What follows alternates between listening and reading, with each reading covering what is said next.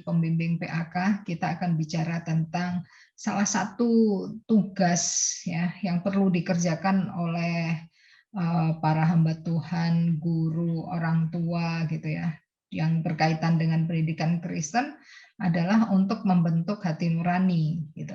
Hati nurani, apa sih yang dimaksud dengan hati nurani dan sebagainya. Tetapi sebelum kita nanti masuk ke sana, kita ingin tahu dulu ya, masing-masing kita kembali lagi untuk mengingat apa yang sudah kalian pahami. Kalau misalnya ada pertanyaan tentang tujuan utama daripada pendidikan Kristen itu apa? Silahkan. Apa tujuan utama dari pendidikan Kristen? Monggo.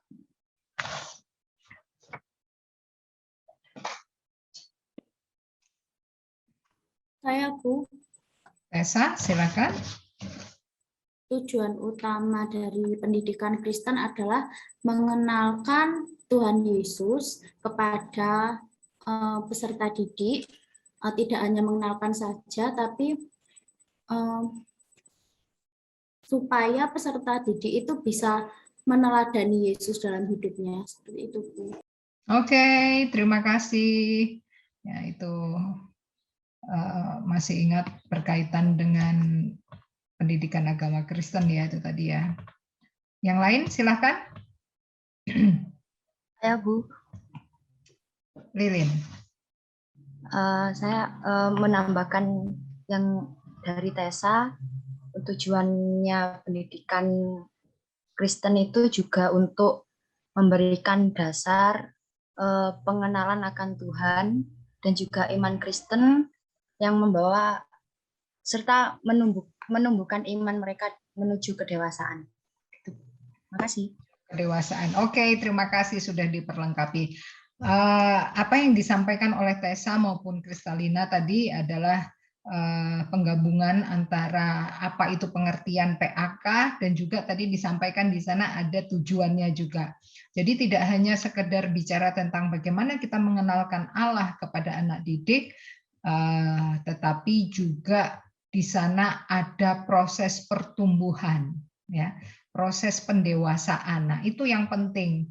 Karena nanti ujung-ujungnya adalah kita ini yang telah dewasa harus mampu untuk menjadi pelaku daripada kebenaran yang sudah kita terima itu sendiri, yaitu apa? Menjalankan amanat agung. Setiap kita tidak terkecuali.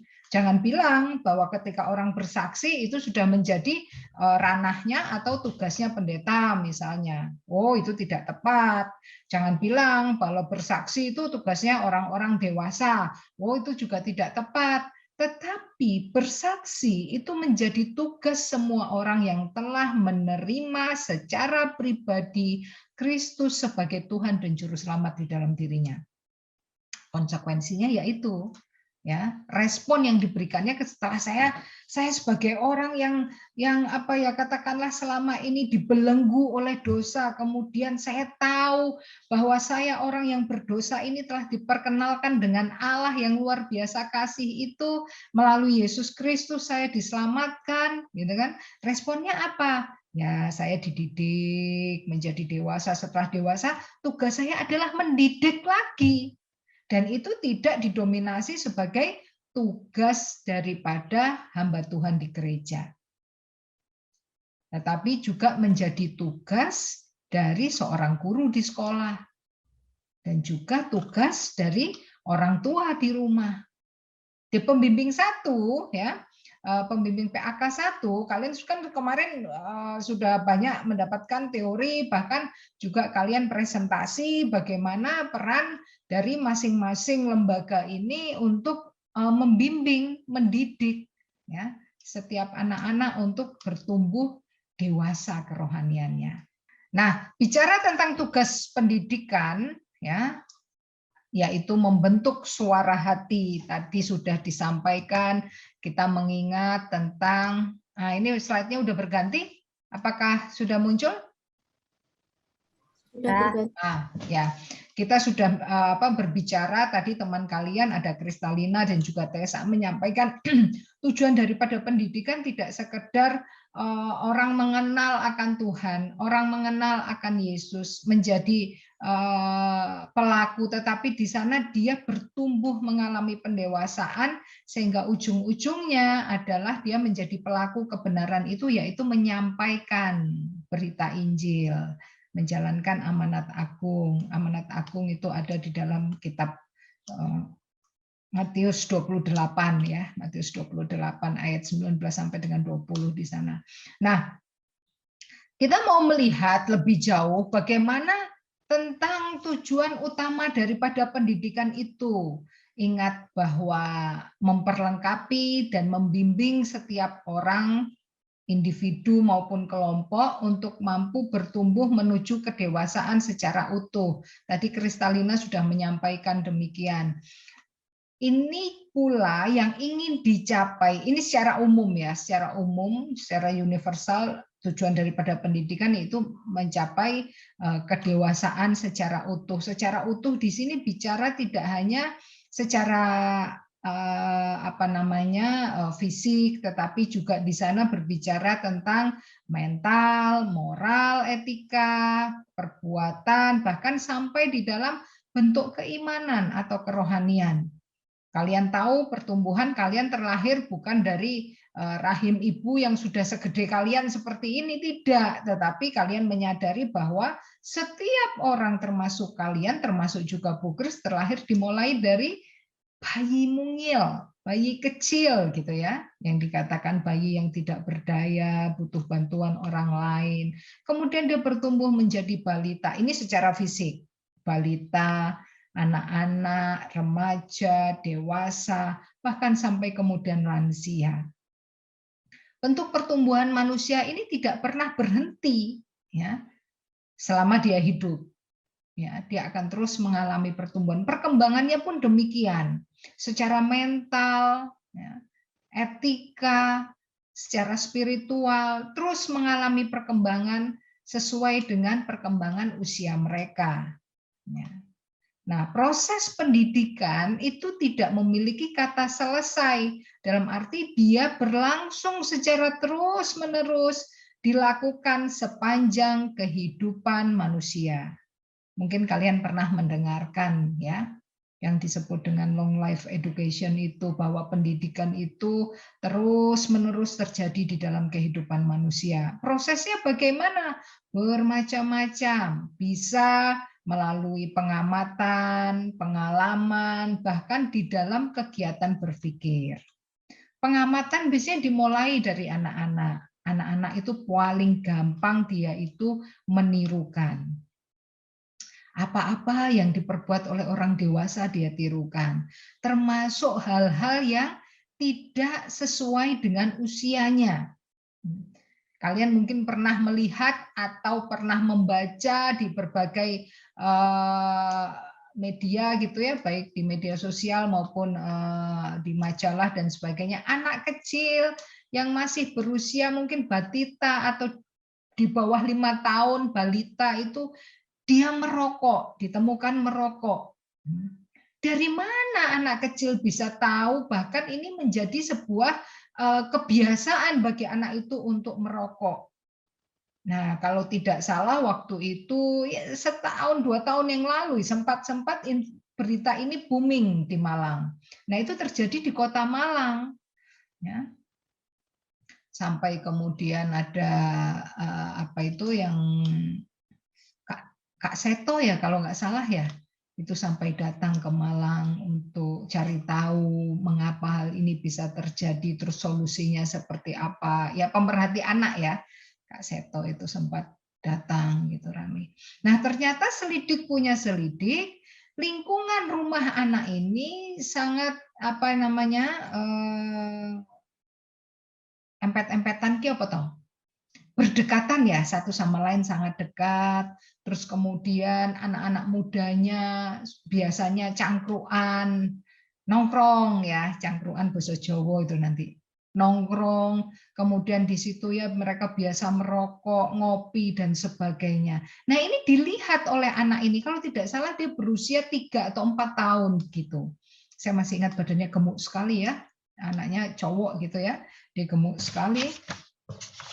Dan dalam sehari orang tuanya itu bisa menyediakan itu sampai 1 bungkus rokok. Dalam artian bahwa seseorang itu bisa belajar dari pengalaman ketika dia satu waktu pernah melakukan kesalahan, kemudian kesalahan tersebut membawa dampak bagi dirinya, dan akhirnya dia bisa melihat bahwa pengalaman ini menjadi sebuah pelajaran berharga buat dirinya. Itu didikan dari pengalaman.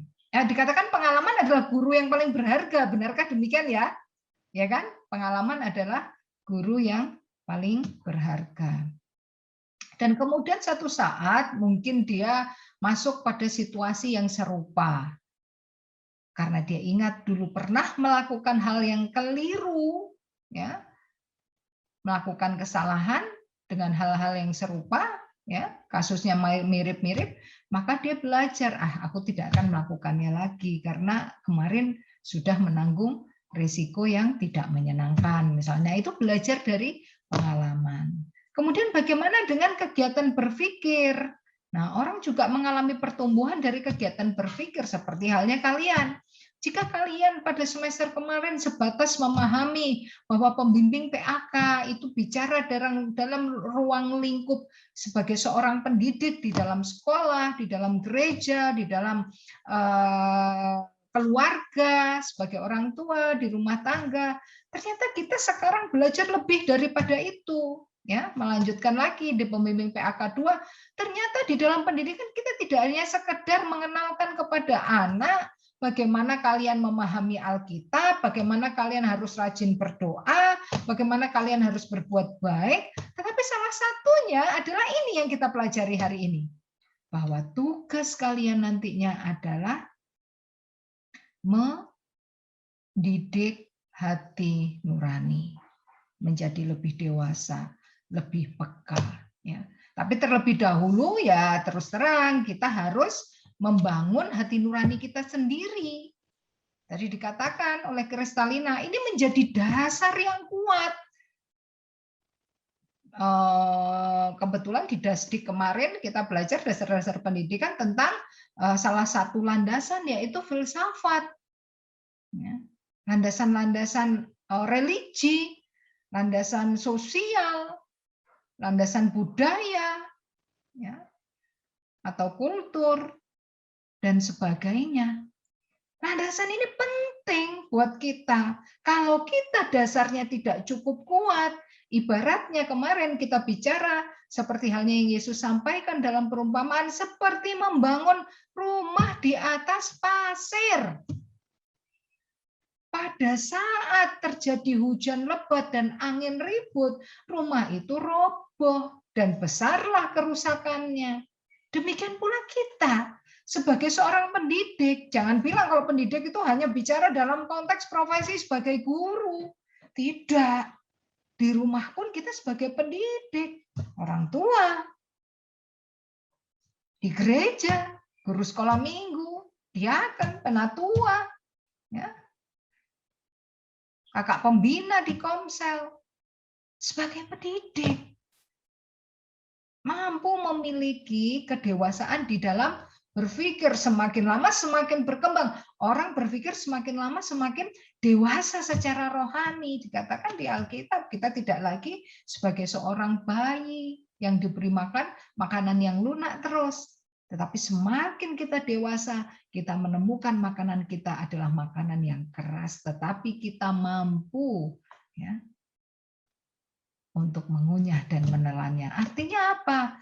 Berarti kita sudah memiliki kedewasaan, kita mampu melihat segala satu dari perspektif yang lebih luas lagi, karena orang dewasa toh, orang dewasa biasanya kan mikirnya dowo, mikirnya panjang. Beda sama mereka yang masih relatif muda, anak-anak yang misalnya baru berkembang, ABG gitu, kesenggol Siti apa katanya? Senggol bacok.